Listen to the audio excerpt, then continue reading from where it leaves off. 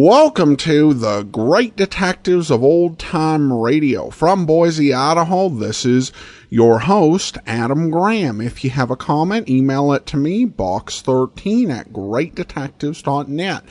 Follow us on Twitter at Radio and become one of our friends on Facebook. Facebook.com/Radio Detectives. Our listener support campaign continues, and you can become one of our Patreon supporters at patreon.greatdetectives.net. Our focus is on one-time donations today. You can support the show, support.greatdetectives.net.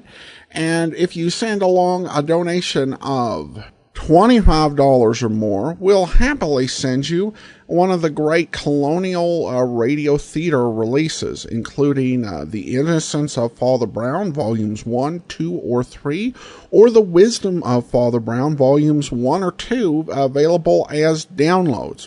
And if you do want to receive those, be sure and send your email address that you use for the iTunes store so that we can send that to you. Also, for a donation of $75 or more, we'll happily send you a digital download of The Adventures of Harry Nile, Seattle Blues. These feature the earliest episodes of The Adventures of Harry Nile, starring Phil Harper. And you can also get them on a CD for a donation of $125 or more. And just go to support.greatdetectives.net. A full list of thank you gifts are there. Now it's time for Security Agent USA.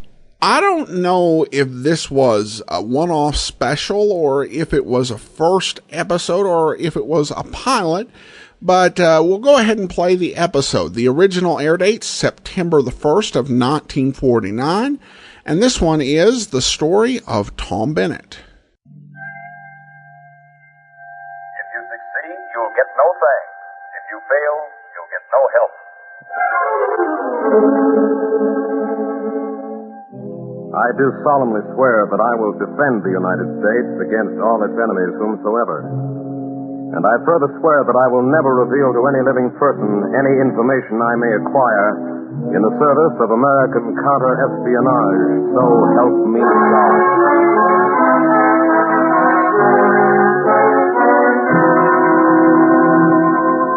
That's quite an oath. And with it a man binds himself the loneliest service on earth, the service of counter-espionage. What follows is pure fiction. It has to be.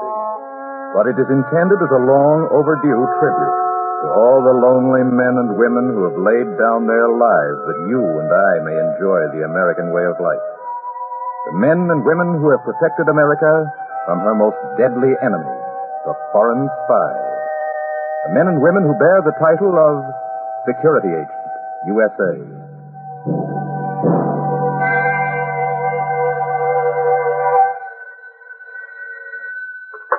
This is Bennett. Hello, Tom. Jack Walker. Hi, Jack. How's everything out in Chicago? Nothing to it, Tom. I'm ready to come back to Washington. What about Mueller? That's a clean bill of health. I haven't actually talked to him, but I've done a lot of snooping. He's a harmless, sort of charming old duck. Plus which he's working on a phase that can't give him too much. Manise? Does that answer your question? All right. Can we vouch for him to the general? You there, Jack? Yeah. Just lighting a cigarette, sorry. I think we can clear them, Tom. I went through their apartment while they were at the lab, and I really went through it. Nothing there, but nothing. Okay, that jives with the other information. You can come home, Jack. All's forgiven. Wish the niece could...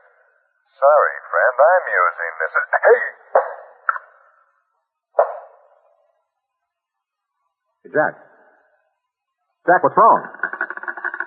Hey, Jack, what is this, a gag? Jack!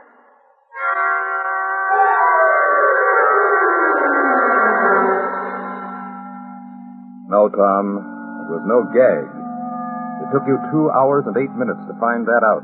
The answer came from the Chicago Police Department. Man answering your description, John Walker, found dead in phone booth, Union Station. Shot through chest and head. No information on killer.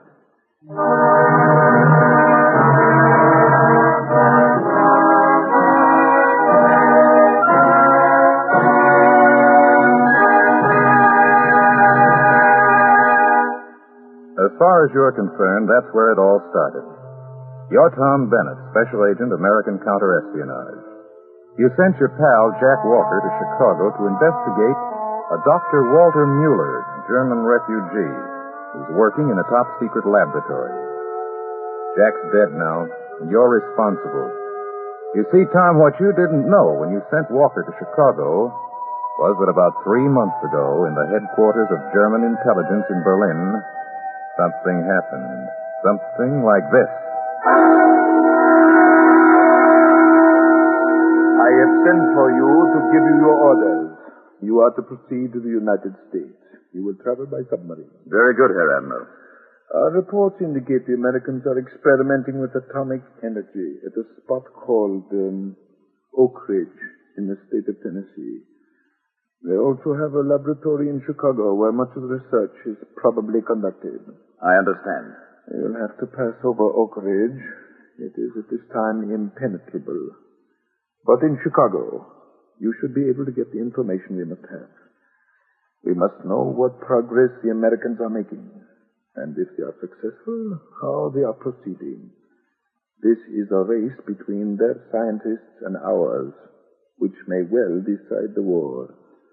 Understand, Herr Neiman?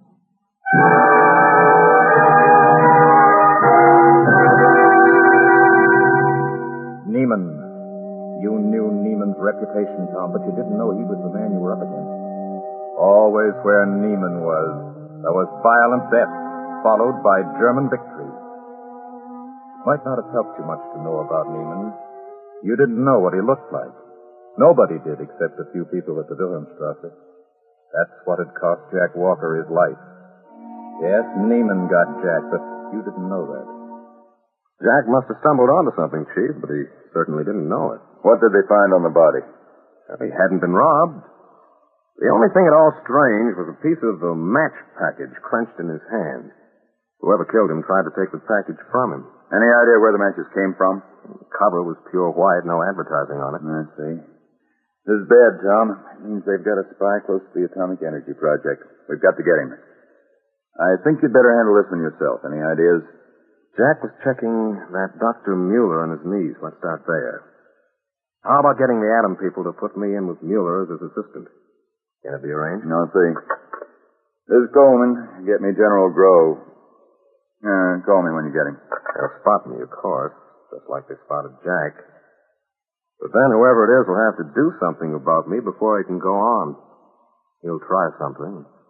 I'll be waiting. You know what you're doing, Bennett. Play it any way you want. That's the hard way, but I guess there isn't any easy way.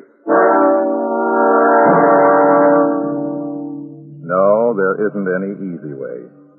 If you want to catch a spy, you've got to set a trap. And a trap needs bait. And so you use the only bait you can, Tom. Yourself. But you don't know it's Neiman you're up against, and Neiman is deadly. Coleman arranges things with the powers that be, and you find yourself one fine morning in a closely guarded laboratory, meeting Dr. Mueller and his niece, Kathy. When you look at Kathy, you understand why Jack Walker went. She's a brown-eyed blonde with a figure. She can't be over 23. Dr. Mueller, on the other hand, is a wizened, normal man with laughter wrinkles around his little eyes. Only right now, he isn't laughing. But why should they send me a laboratory assistant? Why? An assistant I don't need. Go away, young man. I'm sorry, Dr. Mueller. The director said I was to be your assistant. You're doing a lot of work for one man. Enough work to tax a child I'm not doing. Kathy, make him go away. Now, Uncle Walter, don't get yourself all worked up. Mr. Bennett's just doing as he's told. I think it'll be nice to have someone around to talk to. Then to him you talk. Me, I go about my work. I have no time. Don't mind him, Mr. Bennett. He's really an old dear. In a day or so, he'll be eating out of your hand. He acted more like he was going to chew it off. It's almost lunchtime. Why don't we go down to the cafeteria? It'll give Uncle Walter a chance to cool off.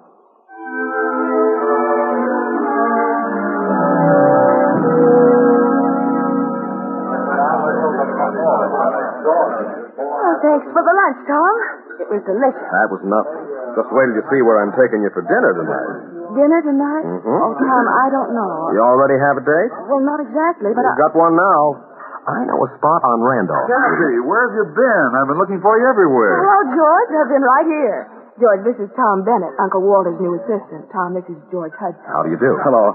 Kathy, can you come over to the apartment this evening? I was just talking to Alfred, and he's finally got hold of that Sibelius album. We'll play it tonight. Well, I don't see how I can, George. I have a date.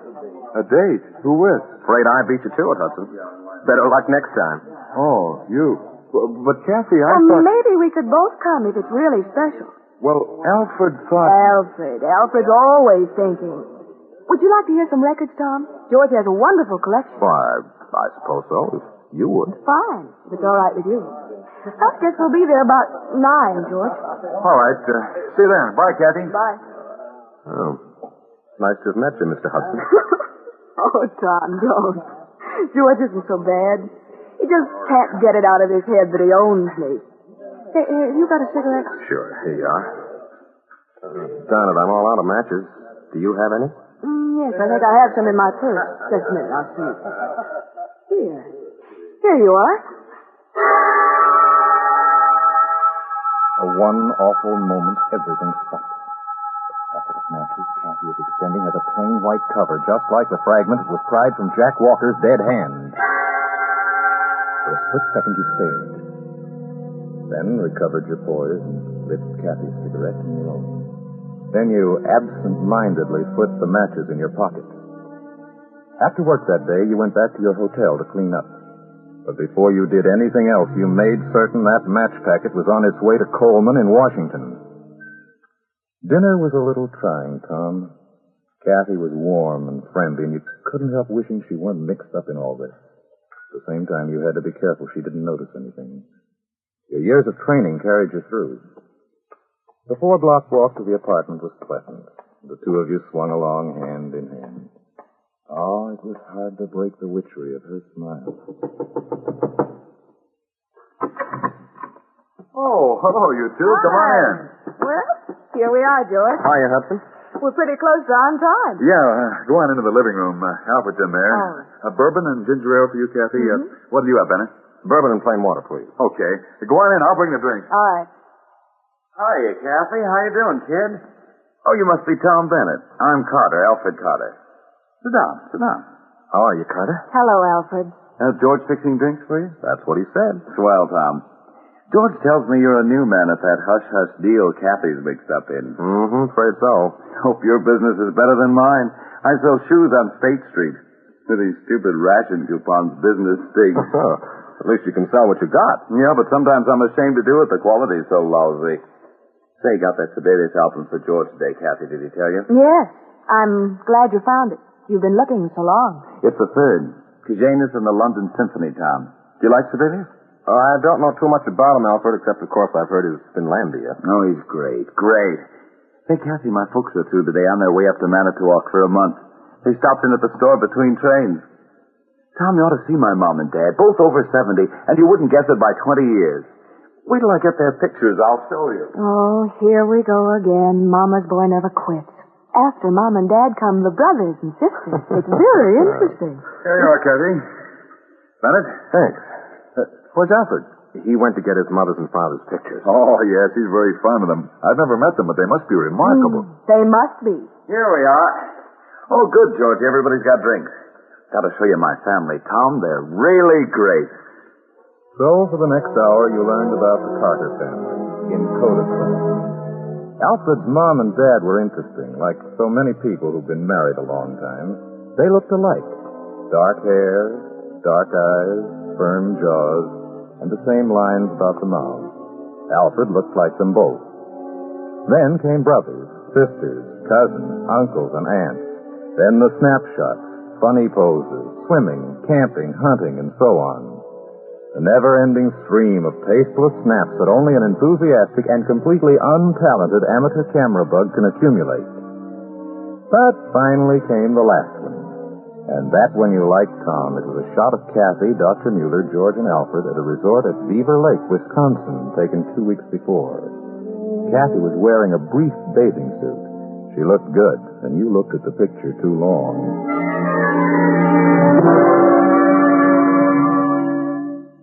There were more drinks. George may not have been the pleasantest person in the world, but he had a lavish touch with the bourbon. Then came the music. Kathy'd been right.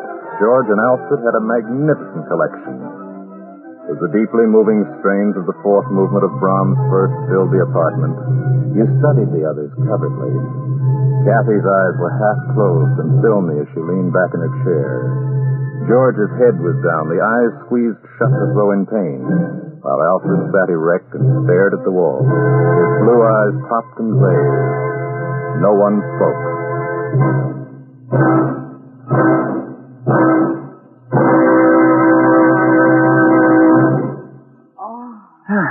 Magnificent. Wonderful. How about another drink, George? Huh? Oh, sure. Not for me, thanks. I've got to be getting home. It's almost 12. Oh, one more won't hurt, kid. I've still got some. I'll smoke a cigarette while I finish this. Allow me. I've got everything right here, Alfred. Oh, at least allow me to strike the match for you. There. Thanks. Hold that light, Alfred. Oh, sorry it went out. Here, take the matches. Nightcap, Tom? Okay, Al. Make it short, though, will you? You sounded sleepy, didn't you, Tom? But you were never more alert in your life. Alfred had lit Kathy's cigarette with her matches, another packet with a plain white cover. And George, after lighting his cigarette, had slipped them into his pocket. Unconscious habit? Or had you spotted a method of communicating? You finished your nightcap, Kathy finished her cigarette, and you took her home. At the door, you kissed her goodnight. Tom. Darling. There was a pain just below the breastbone. It felt lousy as you went back to your hotel. When you got there, a message was waiting to call Washington, operator number 38. Ready with Chicago. Go ahead. Hello, Bennett? Yeah, what's up? Plenty. Can you talk? I'm in a hotel room on a switchboard. Let's take a chance. Reports from abroad, they're getting stuff. I think I know how. How serious is it? If you know how, stop it. This is top priority. That bad, huh? That bad. And I found out who you're up against. Who? Neiman. The pit of your stomach does some cartwheels. You, Tom Bennett, are matching wits with Neiman, Admiral Canaris, top operative. You sure? Buzz. Get him if you can, Tom, and plug that leak.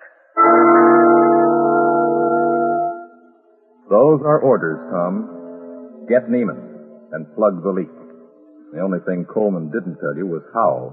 That's your job. You sit in your room quietly for half an hour, remembering all you've heard and seen that day. And the more you think, the more you come to the conclusion that you've got to get hold of that match packet George put in his pocket. It means going back to the apartment. It's risky, Tom. But once your mind is made up, you move quickly. It's nearly 4 a.m.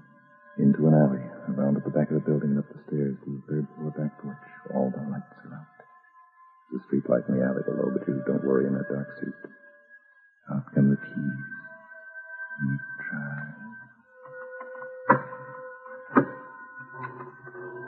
Now, you're inside. Gently you close the door. It's the kitchen. You know your way around. You memorized it earlier in the evening. Quietly you move through the kitchen, the dinette, into the living room. And then...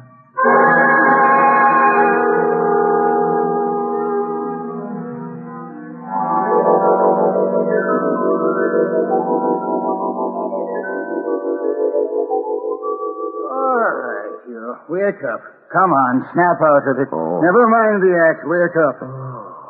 That's better. What happened? You got caught, that's what. Now, don't make any funny moves. You're covered. I hope he gets the chair for this, officer. The chair? What are you talking about? Guess you knocked him silly, Mr. Carter. Or you're going to say you didn't kill him, Bud. I don't know what you're talking about. I didn't shoot anybody. I know. You're as innocent as a newborn babe. And he just dropped dead from listening to the night ball game. Then you looked around. George Hudson was lying in the middle of the floor in a pool of blood. He was very dead, and your gun was nearby. The cop had a police positive aimed right at you. And Alfred was holding a poker. By the way, Tom, that's what he hit you with. Your head was splitting, but even that couldn't keep you from admiring Neiman's boldness and resourcefulness. Oh, yes, you knew who Neiman was then. You began to appreciate how good he really was. You couldn't have done better yourself. Framed for murder. You could get out of it in time, probably, but time was the one thing you didn't have. If Neiman was pulling stunts like this, he must be near the end of his job. Probably in a matter of hours he'd be gone, and it looked like you'd be spending those precious hours communing with the Chicago Homicide Squad. Think fast, Tom. Give me a hand up, will you? Just stay put, pal. You got no reason to get up. I'm going to be sick. Where's the bathroom? Oh, here. Up you come. Come on, in here. And don't try anything funny. The funny part of it is that it wouldn't be hard for you to be sick, Tom. Alfred has a heavy hand with a poker. As you reel across the living room, the policeman takes your arm so you won't fall. Deep inside, you gather all your strength. If this doesn't work, it's curtains. Then suddenly you straighten up and shout. Hey! He nicked you, Tom. Even a crease in the forearm doesn't feel so good when it comes from a .38. But you can't stop. Down the stairs, onto the sidewalk, and run. Run like the devil. Around corners, through alleys, over fences for miles and miles and miles, it seemed. And then when your heart was about to pop the buttons on your shirt, you stopped. Took stock. You'd done the one thing Neiman hadn't expected. You'd made a break for it, instead of stopping to explain that you were a counter-espionage agent, etc., etc., etc. You were free. But you had the whole Chicago police force after you. And you were wounded. Gingerly, you took off your coat and shirt, ripped the sleeve out of the shirt, and tore it into strips.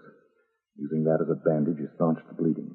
The rip in the coat wasn't too noticeable if you held your arm against your side. Now, before you do anything, Tom, think. Alfred is Neiman. I was crazy not to spot it earlier, but I was thinking of George. Kathy has been picking up information at the lab and passing it on by means of those match packets. Probably in secret ink. I wonder if Dr. Mueller's in on this. Oh, no, it doesn't matter now. George was killed. Why? What would Neiman have done if I hadn't come back?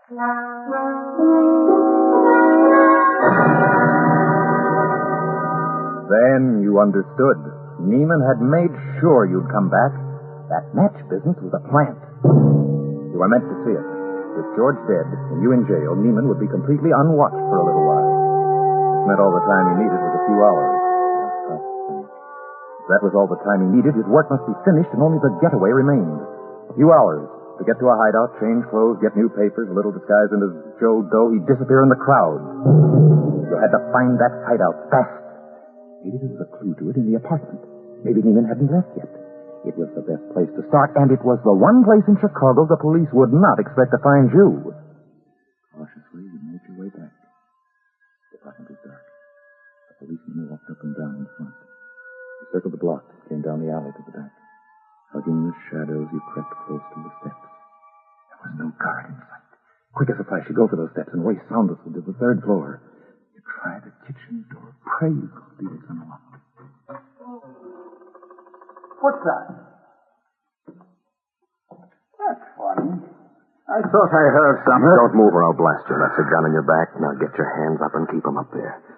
Now I'll take that gun. There. You won't get away with this, pal. Maybe not, but I got a better chance now that I got a real gun. What do you... Don't move. I've got your gun now.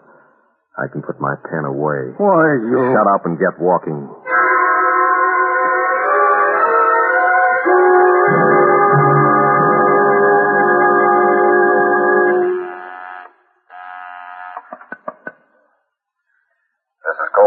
Bennett, Chief. Trying to reach you. Where are you? Tell you in a minute. What did you want with me? Some samples have been stolen from the lab. They discovered it during the night shift. They're vital. They must not get out of the country. That does it. What? What'd you say? Listen carefully, Chief, in case anything happens. Neiman has been living here as Alfred Carter. 5'10", 165. Brown hair, blue eyes. Catherine Mueller, the old man's niece, has been working inside the lab and passing stuff on via those match packages. Go on. I've been framed for murder, a beautiful job. Every cop in Chicago is looking for me. I've got one of them tied up in a closet right now. Where are you calling from? Neiman's apartment. I'll get on the phone and square the murder charge. There isn't time. Neiman's already moving. The Mueller girl probably has his samples. There's a lodge at a place called Beaver Lake in Wisconsin. I've got a snapshot of it. I think that's the hideout. I'm going there. Do anything you have to, Tom, but get Neiman before he gets away. I'm on my way, Chief.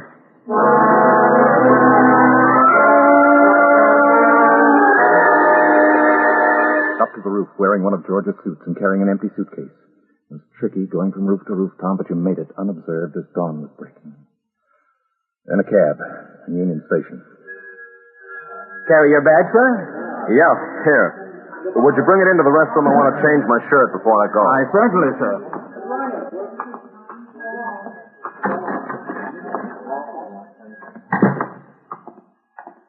More luck. Not a soul about now, Tom. All right, keep moving. Hey, what? A gun. What? Do what you're told and you won't get hurt. Get into that porter's closet fast. I need those clothes. Now you're a red cap, Tom. You can walk right by the police who are watching for you. Carry that suitcase right on a train, any train. There's one leaving for Pittsburgh in 10 minutes. Stops at Englewood. Find an empty compartment, Tom. There's one there. No one notices a red cap on a train. Close the door. Pull the shades. Now, out of the red cap's outfit and back into George's suit. Put the uniform in the suitcase and leave it on the rack. Step out. And walk casually back to the club car and sit down. When the conductor comes by, you pay a cash fare to Fort Wayne. But when the train stops at Englewood, you just get off and walk away. No cops waiting. They haven't found the red cap yet. Now, to rent a car. You're cut for Beaver Lake fast. Thanks to Neiman's blunder in leaving that snapshot, the lodge isn't too hard to locate.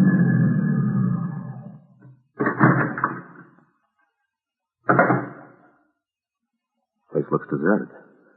Hey, wait a minute. Fresh tire tracks. They've been here.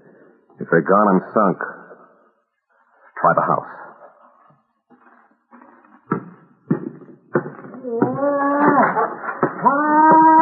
What the? Dr. Mule. Wait a minute, I'll get you loose. Here, get rid of that gag first. There you are. Oh, me dead tied up. That Nazi Cardi and that Neiman. Where are they now? Cardi went for food, and Neiman is around somewhere. Spies they are, and Cardi my own flesh and blood. What are you, Bennett? Special Agent, American Counterintelligence. There you are, Doctor. Rub those wrists and ankles a little. I do that. Don't bother, Uncle. And don't move, Bennett. You're covered. Kathy, you don't know what you mixed up in. Where's Neiman? Stand still. I know what I'm doing. Put down that gun, Catherine. Shut up, Uncle. You were clever, Bennett. Lucky I spotted you in town. I've been waiting for you. Put down that gun, I said. You filthy Nazi. Stay where you are, Uncle. Come one step closer and I'll shoot. Go ahead and shoot. I'm an old man. America is good to me, and you are not going to betray her. Dr. Mueller, stop. Stop, you old fool. Stop, I tell you. Give me that gun. Drop it, you little... Drop it. There. Now for you, Kathy. Oh, did you kill her? I don't know. I don't care. Neiman, you must get him. Do you know where he is now? There is a little shack in the woods. I think he sends messages. That is where he was going. How do you get to it? There. There's a little path down to the left there, about 200 meters. Down that path is shack. Yes. But be careful. It's dangerous. Tom, you be careful. As careful as your job will let you. You start down the path into the heavy woods. It's dark in there. You can't see much. I'm waiting for you, Bennett. Come and get me. I'm coming, Neiman. You can't get away. Why don't you give up and save your life? And give you the pleasure of hanging me? In this, Bennett. I didn't expect you to get through the Chicago police line. Why did you kill George Hudson? Just to frame me? He was getting too nosy. Did he know about the matches? No, he was a fool. Stupid of you to fall for that match gag at the apartment. It was a good trick. It brought me back all right. I thought it would. By the way, how'd you find this place? From the snapshot of all of you in that phony picture album of yours. That was careless of me, Bennett.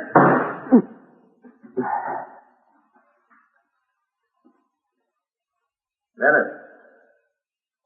Answer me. Bennett. Where are you? I'll help you. I saw you then. Bennett. You're around here somewhere. I see you. You can't get away from me, Bennett. I know these woods like a foot. Do you, Neiman? I guess Canaris never talked to you boys about playing possum, did he, Neiman? That's tough.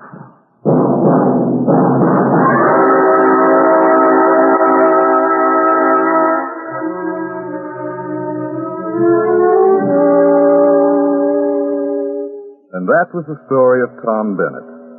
Neiman made a couple of blunders. His mom and Pop were the worst. They both had brown eyes. The phony Alfreds were blue. That almost never happens. Poor George Hudson was an innocent bystander. Kathy planted Neiman on him as a roommate, then slipped the matches with secret ink messages into his pocket for Neiman to recover at night and read. Jack Walker had picked up the wrong matches when he searched Kathy's room, and Neiman had got them back, killing Walker in the process. Complicated, you say? Maybe so. But it's all in a day's work for a security agent, USA.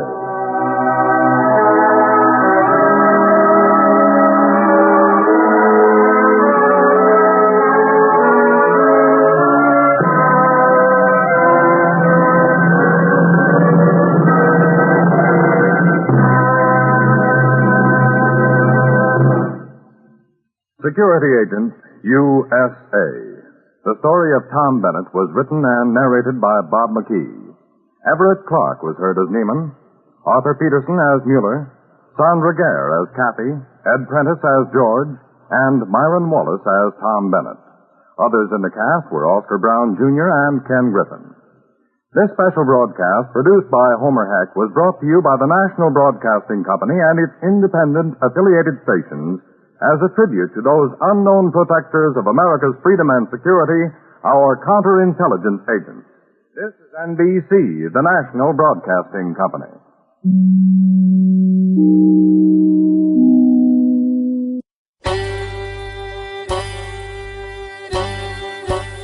Hi, this is Andrew from OTRWesterns.com. I wanted to invite you to come take a look at our site where we put out podcasts of old-time radio westerns.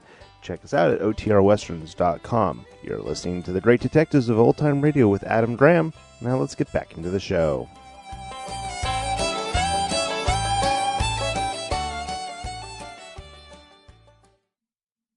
Welcome back. Well, that was definitely narrated. I don't think I've heard a program that was so narrated. And it seems like at some points we had Tom narrating, and at some points we had the narrator narrating. So narration, pretty well covered. Of course, Myron Wallace would become known as Mike Wallace to my generation and even those before it for his work as a reporter on 60 Minutes. And this is like the third series we found where Mike Wallace has played this sort of role. And it's amazing to think that he really did have this acting ambition and put a lot into it before he ended up settling on a career in the media. I have very little information on the series, but I would probably think that it originated from Chicago. Because, for one thing, not only are the locations in Chicago, but Wallace made other programs and the Crime Files of Flamand, where he played the lead for a while, originated from Chicago. And that would seem to be the best bet, that this was a Chicago origination. Again, there's scant information on this. This is somewhat of a rare program. I hope you liked it. Next week, we will be bringing you That Strong Guy, a series I probably know even less about than this one. But we'll talk about that then. Join us back here tomorrow for Rocky Jordan. In the meantime, send your comments to box13@greatdetectives.net. Follow us on Twitter at Radio Detectives and become one of our friends on Facebook, facebook.com/Radio Detectives. And do support our listener support campaign. Go to support.greatdetectives.net. And among the items that we have available as a thank you gift are the Michael Shane Mysteries Volume 1 starring Lloyd Nolan on DVD, and we'll happily send those along with a donation of $50 or more, along with several Humphrey Bogart films, including African Queen, Casablanca, The Big Sleep, The Treasure of the Sierra Madre, and Have and Have Not, each available with a donation of $50 or more. Full list of available thank you gifts over at support.greatdetectives.net. But that's all for now. From Boise, Idaho, this is your host, Adam Graham, signing off.